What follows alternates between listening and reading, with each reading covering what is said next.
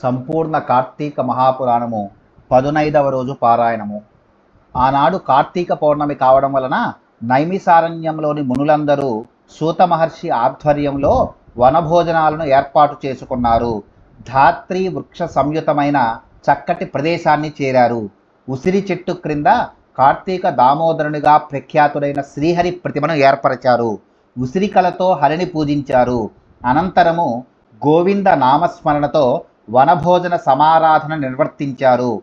తదనంతర విధులన్నింటినీ నిర్వహించుకొని సాయంకాల సంధ్యావందనాలు పూర్తి చేసుకున్న వారై తులసి బృందావనాన్ని ఏర్పరచుకున్నారు. అక్కడ పునః విష్ణువును కార్తీక దామోదర నామునిగా ప్రతిష్ఠించారు. ప్రాణ ప్రతిష్ఠాదుల్ని చేశారు. ఓం శ్రీ తులసీధాత్రి సమేత కార్తీక దామోదరాయ నమః అంటూ నమస్కరించి దీపారాధనలు చేశారు.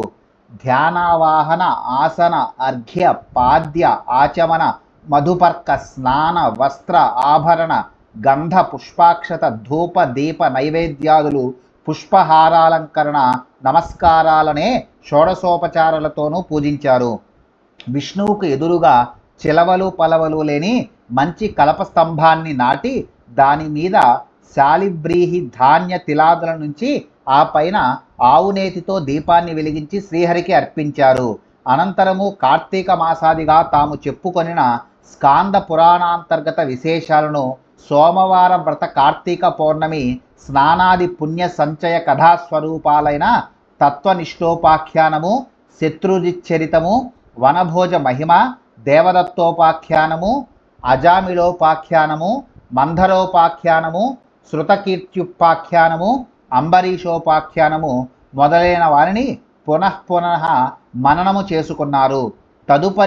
తదుపరిని మునులందరూ కూడి యజ్ఞ దర్శనార్థము సూతుల వారిచే ప్రవచింపబడే సంపూర్ణ కార్తీక మహాపురాణ శ్రవణార్థము నైమిసారణ్య సమాగతులైన సద్బ్రాహ్మణులకు ఉసిరికలను కార్తీక దీపాలను దక్షిణ తాంబూలాదులతో సహా సమర్పించారు.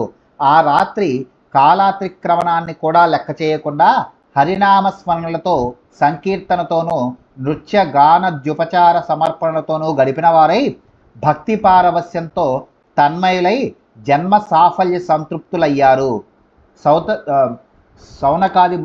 సౌత సనకాది ముని ప్రవరులు. 15వ రోజు పౌర్ణమి రోజున పారాయణము సమాప్తము.